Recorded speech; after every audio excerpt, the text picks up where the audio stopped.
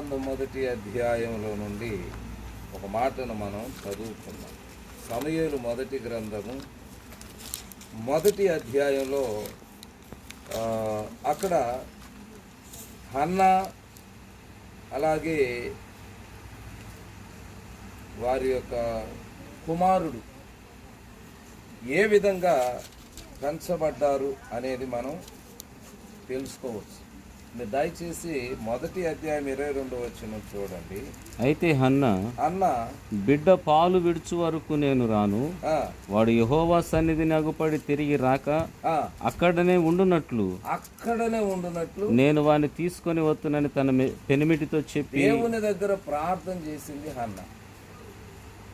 ఏం ప్రార్థన చేసిందంటే, దేవా నీవు నాకు కుమారుణ్ణి ఇస్తే ఆ బిడ్డను నీకే ఇచ్చేస్తాను, నీ సన్నిధిలోనే పెరగాలి. సరే, మంచిది. దేవుడు అన్న ప్రార్థించినట్లుగానే బహుకాలం తర్వాత పిల్లలకి అడిగారు. అయితే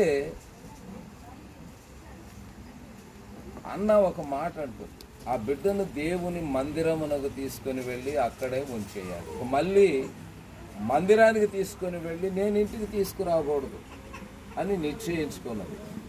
ఎప్పటిదాకా పెంచాలనుకున్నదంటే పాలు మాను వరకు. ఆ బిడ్డ పాలు మాను వరకు. పాలు మానిన బిడ్డను తీసుకొచ్చి దేవునికి ప్రతిష్ఠించింది. ఇక్కడ చూడండి,